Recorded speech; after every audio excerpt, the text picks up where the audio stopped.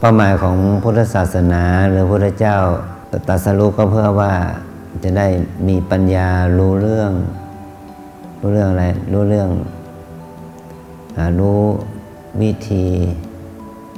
ดับทุกข์นะรู้เรื่องทุกข์และก็วิธีดับทุกข์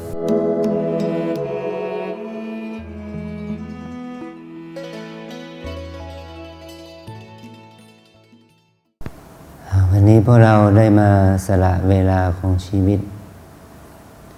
มาแสวงหาสิ่งที่มีค่าที่สุดที่เราควรจะได้ในชีวิตนี้นะต้องการอะไรเราหาคำตอบได้หรือยังว่าในชีวิตนี้เราต้องการอะไรเพราะถ้าเราได้สิ่งนี้มันจะคุ้มกับการเกิดมาชาติหนึ่งไงเนาะต้องการอะไรโยคีรู้ไหมตอบได้หรือยังล่ะคำตอบคงจะไม่เหมือนกันเนาะเราต้องการอะไรสูงสุดในชีวิตนี้เนาะ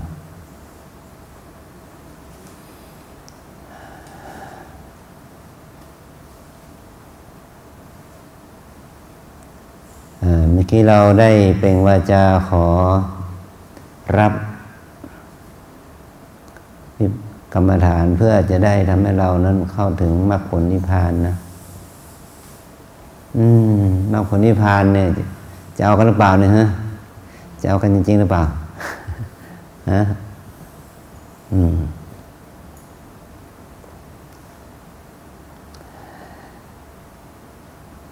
เราทุกคน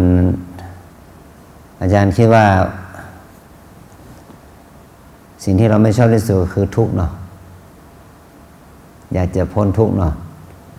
ไม่อยากมีทุกข์เนาะใช่ไหมเนาะยังไงก็ได้ขอให้มันไม่มีทุกข์เนาะจะอายุปานใดเป็นหนุ่มเป็นสาวหรือผู้สูงอายุก็ตามแต่สิ่งหนึ่งต้องการคืออย่าให้มันมีทุกข์เนาะอายุ80ก็ขอให้แข็งแรงไม่มีโรคไม่มีภัยอะไรประเภทเนาะกินได้ถ่ายออก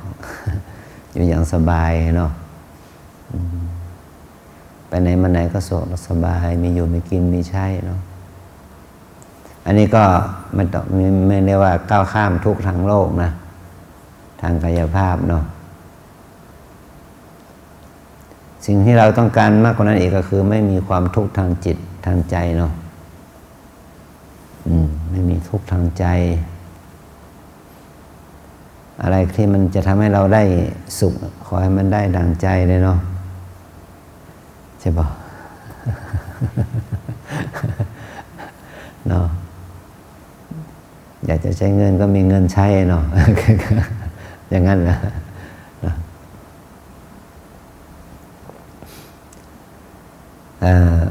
เป้าหมายของพุทธศาสนาหรือพระพุทธเจ้าตรัสรู้ก็เพื่อว่าจะได้มีปัญญารู้เรื่องอะไรรู้เรื่องรู้วิธีดับทุกข์นะรู้เรื่องทุกข์และก็วิธีดับทุกข์พระพุทธเจ้าตรัสรู้เนี่ยตรัสรู้เรื่องวิธีดับทุกข์เพราะว่าตอนที่พระองค์ประสูติมาจนถึงเป็นเจ้าชายนี่ก็มีทุกข์อยู่นะเนาะจริงตอนสุดท้ายที่พระองค์เห็นคนแก่คนเจ็บคนตายเนาะพระองค์ทุกข์มากเลยเนาะพระองค์จะพ้นจากทุกข์นี้ได้อย่างไรเนาะเมื่อรู้ว่าจะต้องทุกข์นะจะต้องแก่เจ็บตายเนาะพระองค์จึงทุ่มเทเลยเนาะออกบทเพื่ออะไรเพื่อหาวิธีดับทุกข์นี่พวกเรานี่มาออกบวชนี่มาหาวิธีดับทุกข์นะเนาะต้องมาหาวิธีดับทุกข์นะก็ต้องเอาตนมาทดสอบนะพาตนทุกข์อย่างนี้จะดับทุกข์ได้ยังไงนะเรามานั่งสมาธิอย่างนี้เนาะนั่งถ้ามันทุกข์แล้วมันจะพ้นทุกข์ได้ยังไงเนาะอย่างนี้เป็นต้นง่ายๆนะยกตัวอย่างนะไม่ได้กินข้าวเย็นเนี่ยจะไม่ให้มันทุกข์ได้อย่างไรไม่ได้แต่งเนื้อแต่งตัวเนี่ยจะไม่ให้มันทุกข์ได้อย่างไรนะเนาะไม่ได้เล่นโทรศัพท์เนาะ หรือว่าซ่อนไว้อีก1 เครื่องนะคงไม่ซ่อนนะเราไม่ได้เล่นโทรศัพท์เราจะไม่ทุกข์ได้อย่างไรนะจะทำยังมันจะไม่ทุกข์ทำยังไงมันจะไม่ทุกข์เนาะไม่ได้เสพอารมณ์โลกเนาะพอแล้วเสพอารมณ์โลกแต่จะให้มันไม่ทุกข์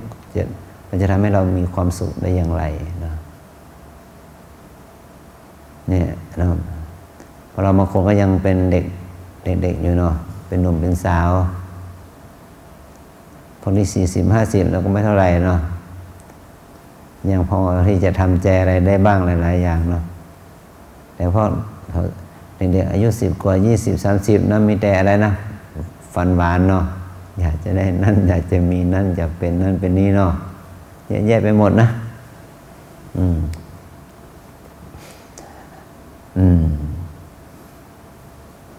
เมื่อกี้มีโยคีท่านหนึ่งมาสอบอารมณ์เนาะสอบอารมณ์ก็เลยว่าเขาก็เลยเล่าว่าเขาไปทำงานต่างประเทศเนาะทำงานแบบแรงงานเถื่อนน่ะผีน้อยนั่นแหละนะไปเกาหลีโอ้โหมันก็บอกมันทุกข์อย่างหนักนะกว่าจะตั้งเนื้อตั้งตัวได้เนาะกว่าจะมีงานทำเป็นหลักเป็นฐานอีกคนหนึ่งก็บอกว่าเขามามี2 คนด้วยพอดีนะคนบอกมันได้จริงอะแต่ว่ามันมาถึงจุดนี้มันไม่คุ้มกับความป่วยไข้นะเจ็บหนักเนาะเพราะงานมันหนักมากเลยเนาะเลยถามว่าถ้าทำงานหนักอย่างนั้นที่บ้านเราเนี่ยจะได้เงินอย่างนั้นไหมเขาไม่มีทางสำหรับเขานะความรู้อย่างนี้เนาะอยู่ในบ้านซึ่งแวดล้อมอย่างนี้ยังไงทำงานหนักอย่างนั้นก็ไม่มีทางได้เลยถามว่าแล้วได้วันละประมาณเท่าไหร่โดยประมาณวันละ 3,000เนาะวันเราก็ทำงานเต็มที่ก็แรงงานธรรมดาก็ไม่เกิน1,000นะเนาะ500-600เนาะแต่เขาบอกวันละประมาณ 3,000นะแต่มันนะเรียกว่า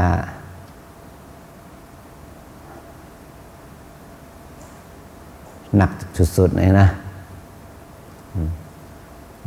มีน้ำซ้ำยังถูกคดถูกโกงถูกเบี้ยวงานถูกอะไรสารพัดเนาะถูกหลอกถูกลวงแรงงานฟรีสารพัดเนาะกว่าจะตั้งเนื้อตั้งตัวได้เนาะนี่แหละนี่ไปแบบไม่ถูกกฎหมายเนาะ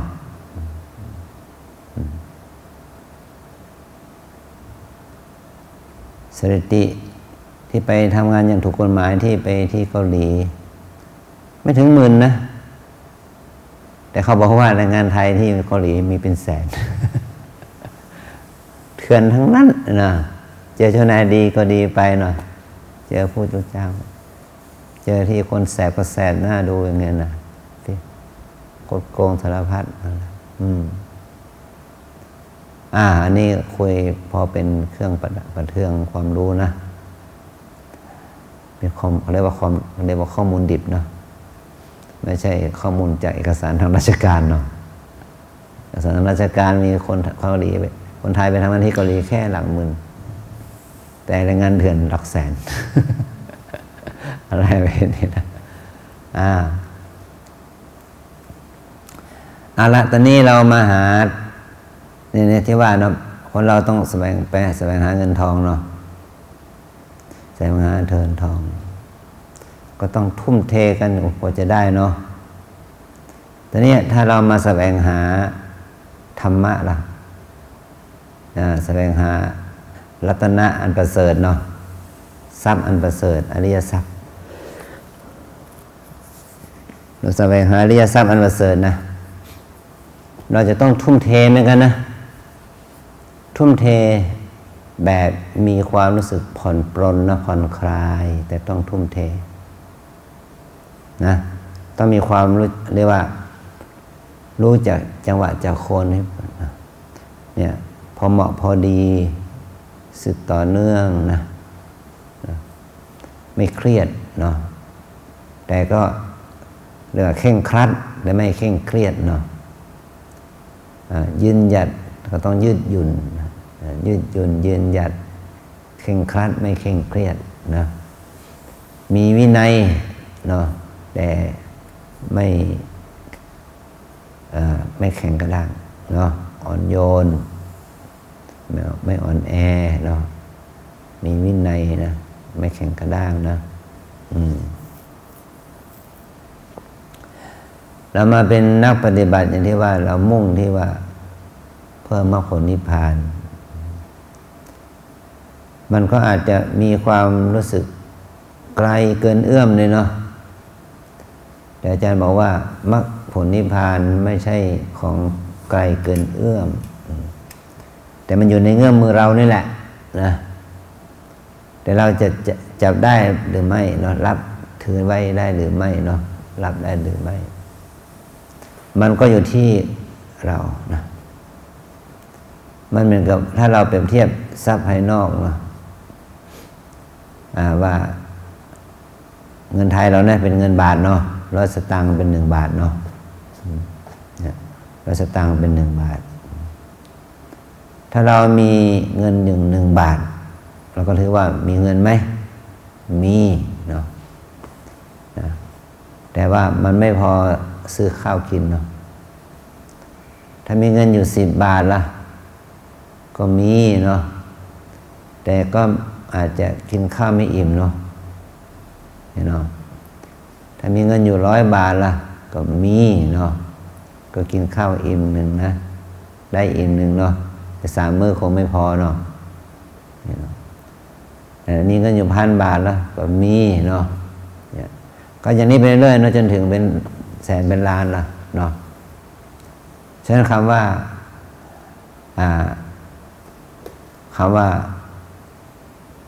ไม่มีมันเนาะสำหรับเราก็คือไม่ใช่เพียงแต่ว่ามันมีน้อยเนาะเพราะเราเป็นคนมีแต่มันมีน้อยเหมือนกันมีบุญนะเพราะเราเป็นคนมีบุญนะทุกคนเลยนะมีบุญแต่มันจะมีมากหรือมีน้อยหรอแต่ทุกคนมีบุญขั้นพื้นฐานเหมือนกันหมด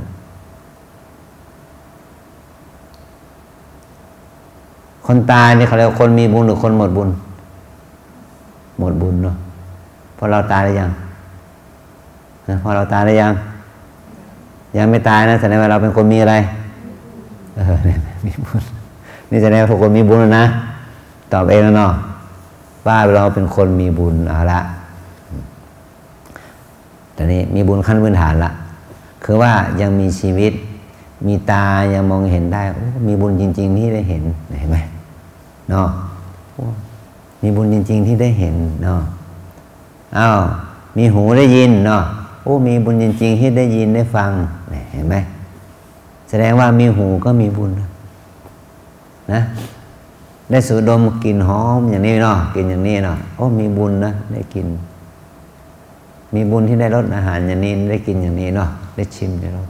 เห็นไหมแสดงว่าเรามีบุญเพราะอะไรมีหูมีตามีจมูกมีลิ้นเนาะมีกายก็มีบุญนะเนาะ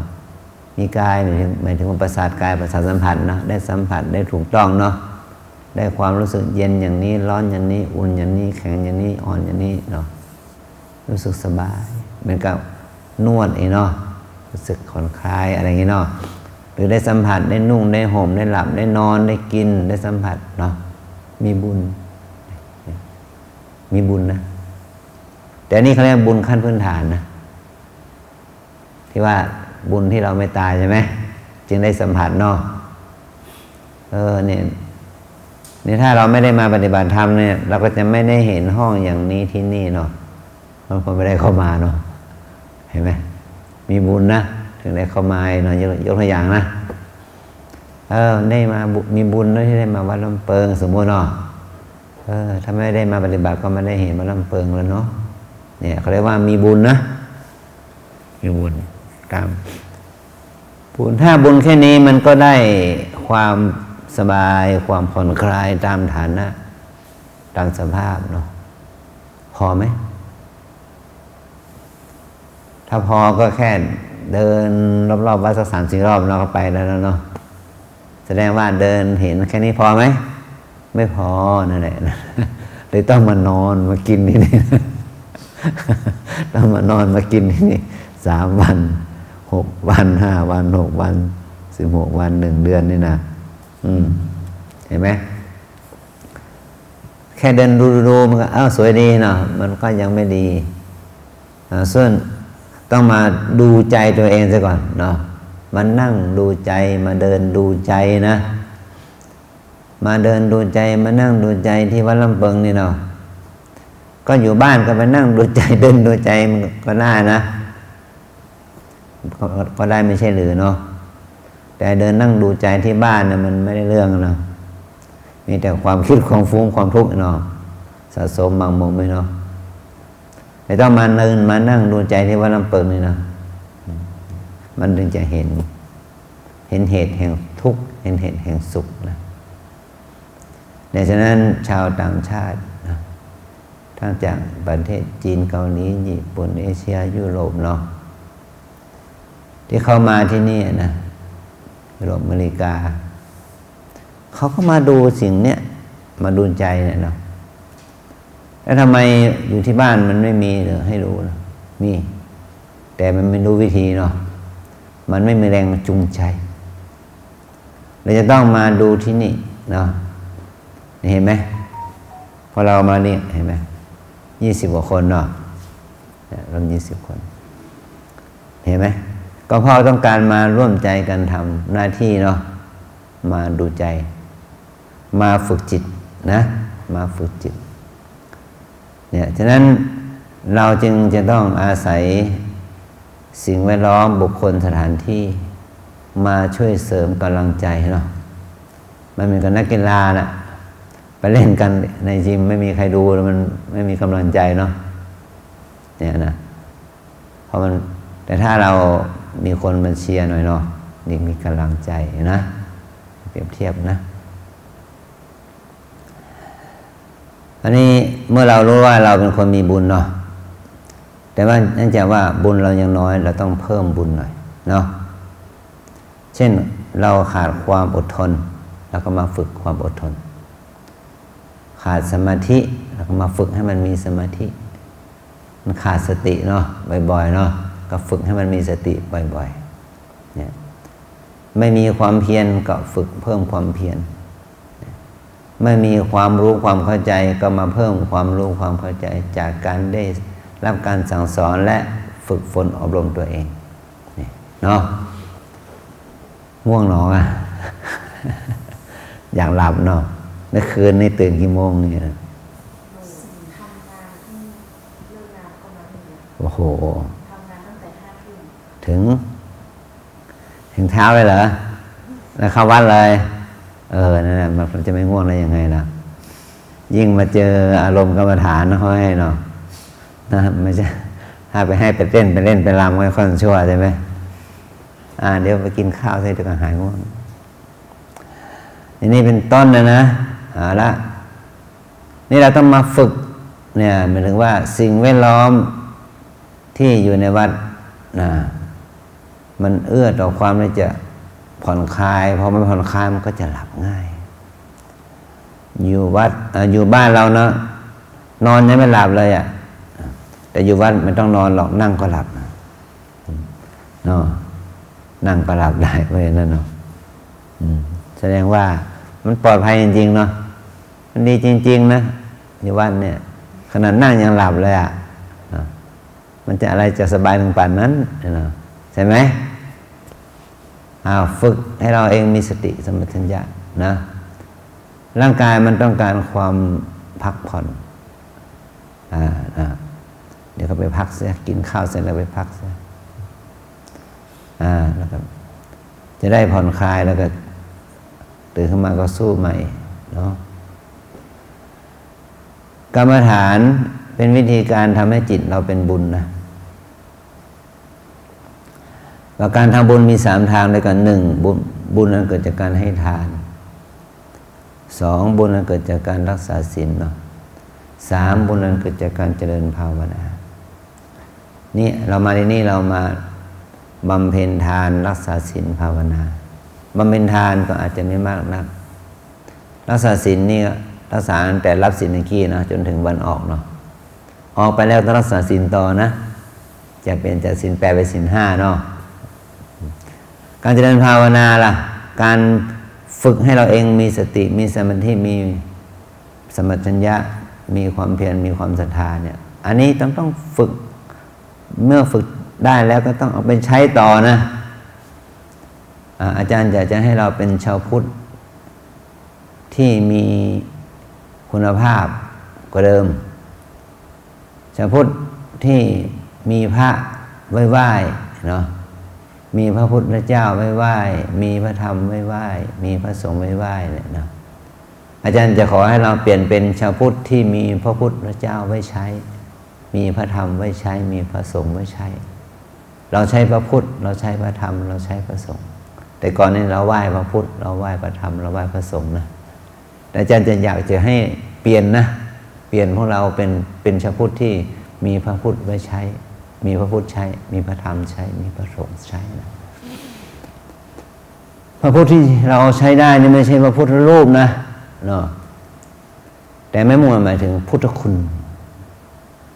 มีพระพุทธคุณใช้พระพุทธคุณคืออะไรปัญญาพระพุทธเจ้ามีพระคุณ3อย่างนะพระปัญญาที่คุณเรามีปัญญาคุณมีปัญญาใช้มีพระบริสุทธิ์ที่คุณก็มีฝึกจิตของเราให้สะอาดบริสุทธิ์จากกิเลสเนาะมีพระมหากรุณาธิคุณคือว่าเราจะต้องมีจิตเมตตากรุณาต่อตนและคนอื่นให้รู้จักเมตตาตัวเองรักสงสารตัวเองทำสิ่งที่ดีๆให้ตัวเองต่อถึงว่าเรามีเมตตากรุณาต่อคนอื่นนี่เราเรียกว่าเรามีพระพุทธคุณใช้นะเอาพระพุทธไปใช้นะเอาเมตตากรุณาไปใช้เอาใจบริสุทธิ์ใจสะอาดต่อตนและคนอื่นไปใช้เนาะให้เรามีใจทำอะไรที่มันสะอาดบริสุทธิ์ไม่มีมารยาละลมคมในอ่ะนะอันนี้เป็นต้นเนาะแล้วมีพระสงฆ์ไว้ใช้นะไม่ใช่เอาพระภิกษุสามเณรไปใช้นะมีพระธรรมไว้ใช้ก็มั่งถึงเอาคำสอนพระพุทธเจ้าไปใช้นะพระพุทธเจ้าสอนเรื่องอะไรความเพียรความอดทนความมีสติสัมปชัญญะนี่คนนี้เนาะเราก็ไม่ใช่เนาะความรู้จักมีความเพียรความอดทนมีสติสัมปชัญญะรู้จักเก็บหอมรอมริบอดออมรู้จักเอื้อเฟื้อเจือจานแบ่งปันเนาะนี่เรียกว่าเอาพระธรรมไปใช้เอาพระสงฆ์ไปใช้คืออะไรเนาะพระสงฆ์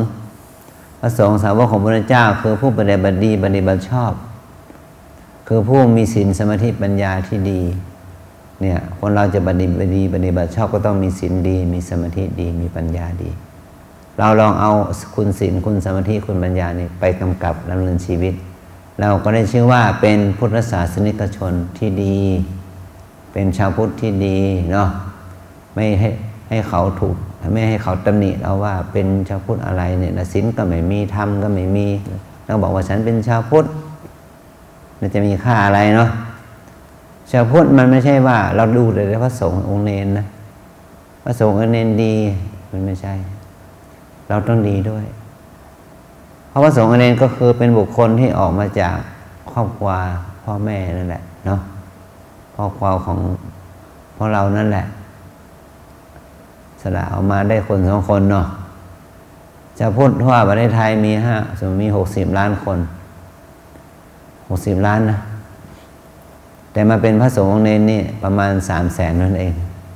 ปัจจุบันนี้นะทั่วประเทศไทยเนี่ย300,000น้อยมากนะถ้าคิดเป็นเปอร์เซ็น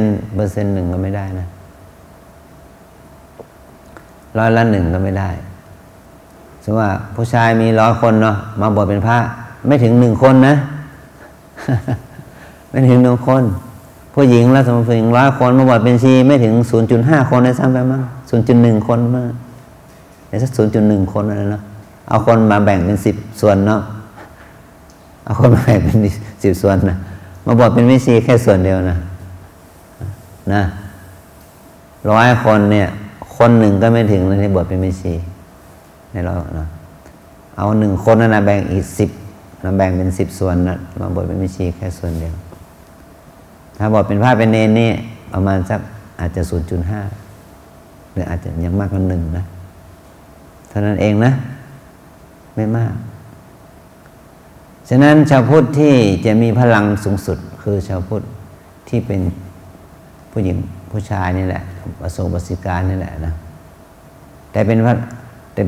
ปริมาณมากเนาะแต่ว่าคุณภาพไม่ค่อยดีเนาะกินเหล้าเมายากันสารพัดเนาะประกอบเอาอยู่อะไรอย่างมายามุกเนาะผิดศีลผิดธรรมกันตรงดังแล้วก็จะมุ่งมองเลยว่าพระต้องดีพระต้องดีเนาะแต่บังเอิญว่าพระเป็นส่วนเป็นอะไรเป็นผลของสังคมนะเป็นผลของสังคมเพราะอะไรเพราะว่าพระเนรก็มาจากลูกหลานของชาวบ้านถ้าลูกหลานของชาวบ้านได้รับการอบรมมาดีใช่ไหมเข้ามาสู่สังคมนี่มันก็พอดีไปด้วยนะเนี่ยก็หน่วยราชการใช่ไหมถ้าผลผลิตมันดีองค์กรของราชการก็จะดีไปด้วยนะถ้าความคิดทัศนะของคนในสังคมมันเป็นลบใช่ว่าถ้าไปเป็นข้าราชการต้องรวยราชการมันจะรวยได้ยังไงมันก็คอร์รัปชันน่ะสิถ้าไม่มีคอร์รัปชันมันจะรวยได้ยังไงเงินเดือนแค่นี้ใช่ไหมบรรจุ 15,000 อย่างนี้พอกินไหมล่ะปัจจุบันนี้พอกินที่ไหนนะ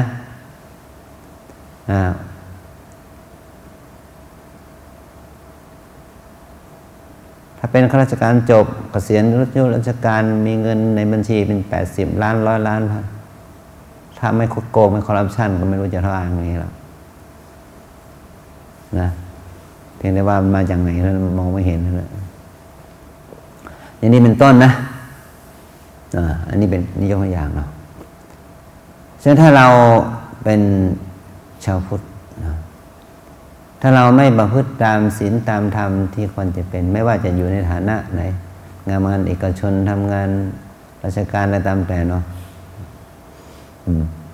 ถ้าเราไม่เอาพุทธธรรมมาดำเนินชีวิตนะมันก็ไม่มีความสุขนะในการทำหน้าที่แต่ไม่ได้ที่เราทำงานอย่างรู้สึกถึงบุญคุณนะคุณงามความดีเป็นมหากุศลเป็นบุญนั่นแหละมันจะอยู่ได้นะคือว่าไม่ได้เป็นข้าราชการเพื่อความร่ำรวยเนาะไม่ได้บวชเป็นพระเพื่อความร่ำรวยนะแต่ถ้ามันได้โดยเหตุปัจจัยที่มันเหมาะสมก็คงจะไม่ว่ากันนะด้วยเหตุปัจจัยของเขานะเขาอาจจะหาอาชีพนั้นนี้เพิ่มเติมได้เป็นต้นเนาะแต่ว่าโดยเงินเดือนฐานเงินเดือนแล้วไม่มีทางเนาะไม่มีทางที่จะรวยนะนอกจากว่ามีทรัพย์มรดกของตนที่พ่อแม่ให้มาเท่านั้นแหละอันนี้เป็นต้นตอนนี้เรากลับมาหาเรื่องของเราอีกว่าเราภาวนามาเพื่อความรวยไหมก็ไม่ใช่เนาะเรามาปฏิบัติธรรมเพื่อความร่ำรวยหรือก็ไม่ใช่นะจริงอยู่บางทีบางคนอาจจะเข้ามาปฏิบัติขอให้ได้ทำงานดีๆมีเงินดีๆหรือว่าประสบความสำเร็จในธุรกิจในโปรเจกต์นี้แล้วถ้าได้เราก็จะรวยเนาะพอมานั่งแล้วมันออกไปแล้วมันได้ผลตามนั้นเนาะคู่ค้าคู่พอนั้นเขาซื้อเนาะโอ้ได้เลยเนาะได้กำไรซ่าจะถามว่ามาปฏิบัติธรรมมันถึงรวยนี่มันก็ไม่ใช่นะนั่นเป็นทำธุรกิจเนาะทำธุรกิจแต่ว่าจิตที่ดีนะพลังจิตที่ดีเนี่ยมันทำให้งานนั้นสำเร็จได้เขาเรียกว่าการกระทำการพูดของเรามันเป็นบวกการคิดของเรามันเป็นบวกกระแสจิตที่เป็นบวกเนี่ยมันก็จะอาจจะเป็นเหตุให้คู่ค้าคู่ทำธุรกิจรู้สึกดีกับเราเห็นไหมอย่างเงี้ยนะอันนี้เป็นไปได้นะเป็นไปได้ แต่ถ้าเรามานั่งหลับตาเฉยๆกว่าจะมันคงจะยากนะเนาะแต่เราต้องเปลี่ยนฐานะของเราจากความเป็นชาวบ้านมาเป็นนักบวชเป็นพระเป็นชีอย่างนี้เป็นต้นนะเราก็ไม่ได้มาบวชเพื่อความเป็นผู้มีทรัพย์อย่างนั้นแต่ญาติโยมศรัทธาเลื่อมใสก็มาทำบุญสุนทานมาช่วยทำนั้นทำนี้สร้างนั้นสร้างนี้อันนี้ก็ไม่ใช่พระรวยเนาะวัดหรือศาสนาวัดและศาสนานั้นมีวัตถุมีสถานที่ที่จะเอื้อให้คนที่เข้ามาสู่วัดนั้นได้ประโยชน์เนาะแต่วัดเลยเป็นภาระเนาะจะต้องหาคนมากวาดมาเช็ดมาขัดมาล้างมาถูนะเนาะต้องหาเชิญชวนคนที่พอจะมีกำลังจิตอาสาเนาะมาช่วยดูแลเนี่ยมันไม่ใช่เพราะเราไม่ได้ทำเพื่อเอากำไรเนี่ยเนาะเราต้องอาศัยคนที่มีกำลังใจนะมีใจอาสาอย่างนี้เป็นต้นนะฉะนั้นเวลาเรามาปฏิบัติเนี่ยเราจะต้องช่วยกันดูแลเอาใจใส่นะปัดกวาดเช็ดถูเนาะไม่ทิ้งไม่ขว้างนะเพื่อจะทำให้พวกเรานั้นจะบัดเรานั้นเนาะสถานที่ที่เราปฏิบัติมันสะอาดห้องน้ำห้องท่าต้องช่วยกันเช็ดล้างนะไม่งั้นสกปรกนะเพราะคนเราทุกคนมันเหม็นอยู่แล้วเนาะมีใครบ้างหอมอ่ะมีไหมออกมาเหม็นกันทุกคนเนาะไม่มีใครหอมอ่ะฉะนั้นของเหม็นนั่นแหละเก็บให้ดีล้างให้ดีเช็ดให้ดีเลยนะอย่าให้มันเปื้อนที่อื่นเนาะอย่างนี้เป็นต้นเนาะอันนี้ทางกายเนาะทางวาจามก็ไม่ได้นะต้องระวังปากกันเนาะท่านจึงให้งดพูดนะ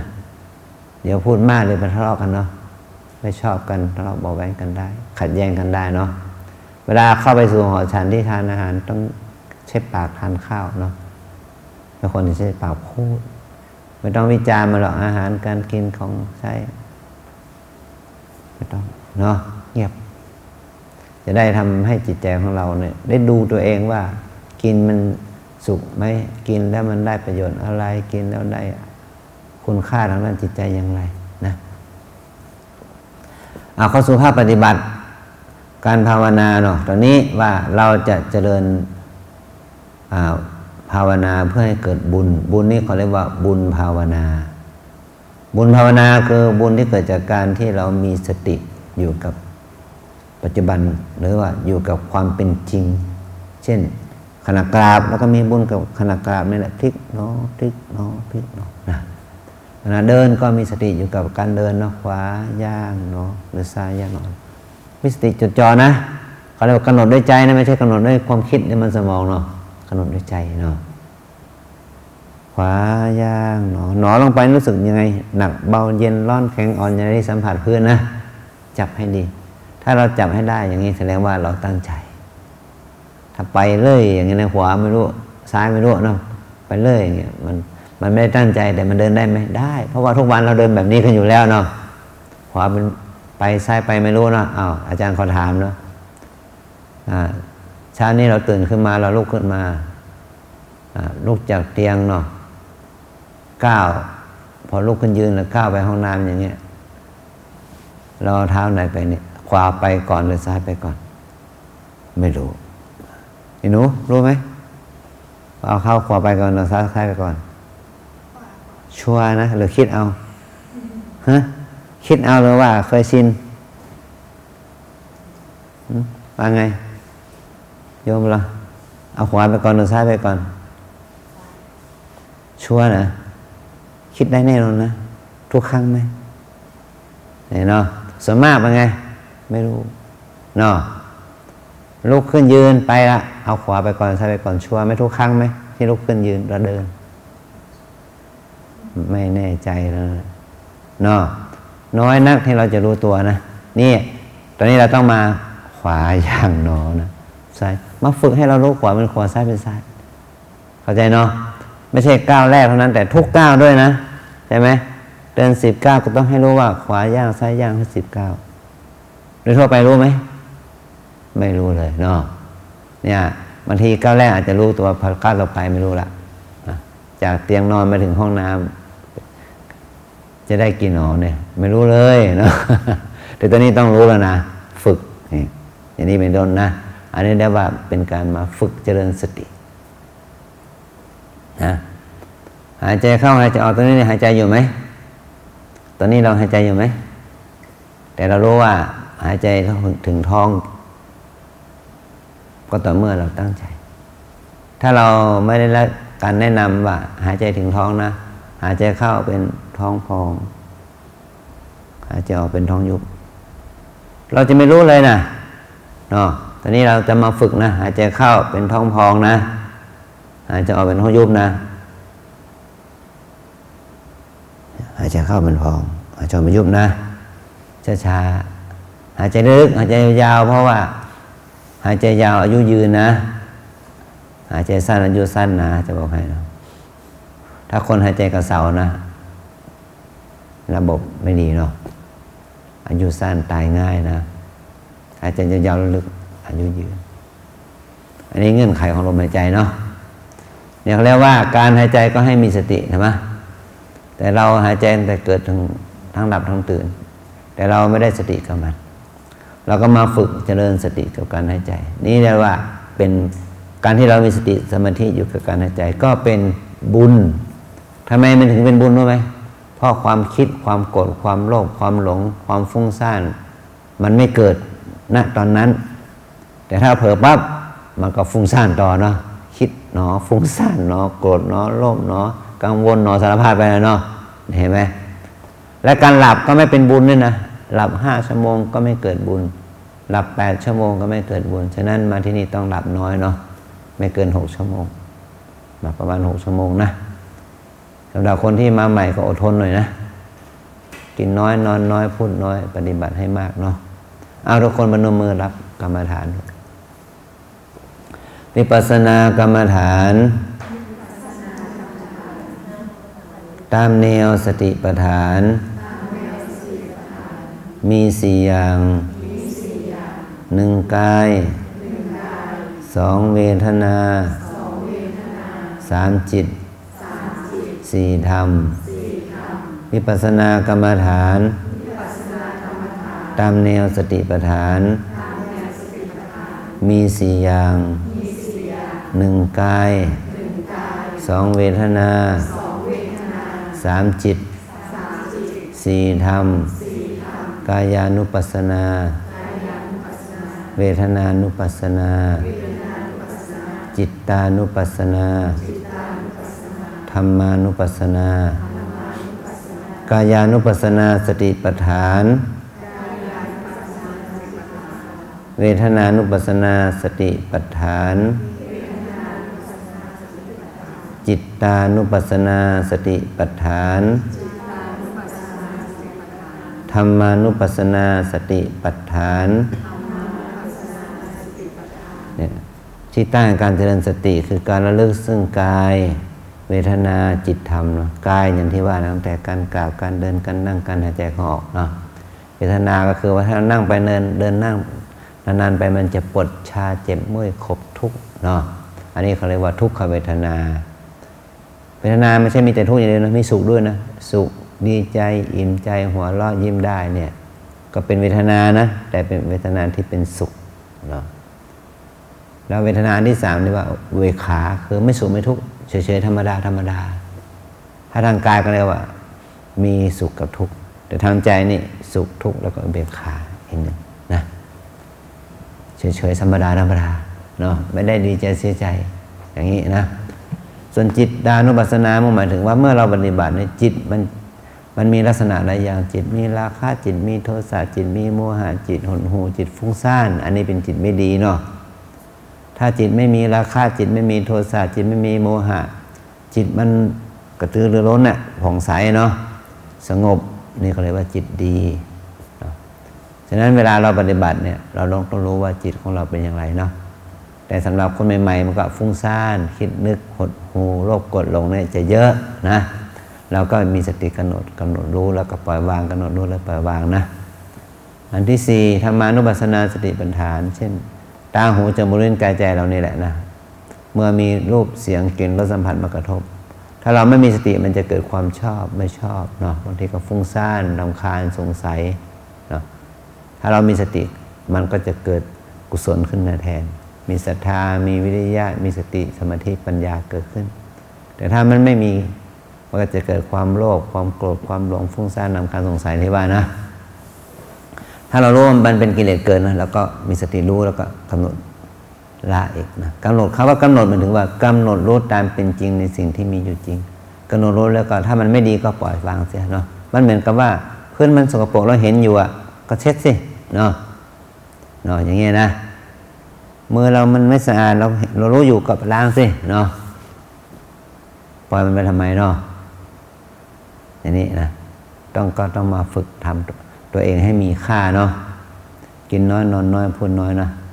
ปฏิบัติให้มากเนาะสำหรับคนใหม่ก็15 นาทีเดิน15 นาทีนั่งนะสำหรับคนเก่าก็ครึ่งชั่วโมงเดินครึ่งชั่วโมงนั่งก็ได้เนาะถ้าคนที่จะมาทนญาณก็ภาวันแรกนี่ก็อาจจะสตาร์ทที่30 นาทีก่อนเนาะครึ่งชั่วโมงค่อยๆปรับขึ้นไป40 50จนถึง1 ชั่วโมงนะอย่างนี้เป็นต้นนะเอาแค่นี้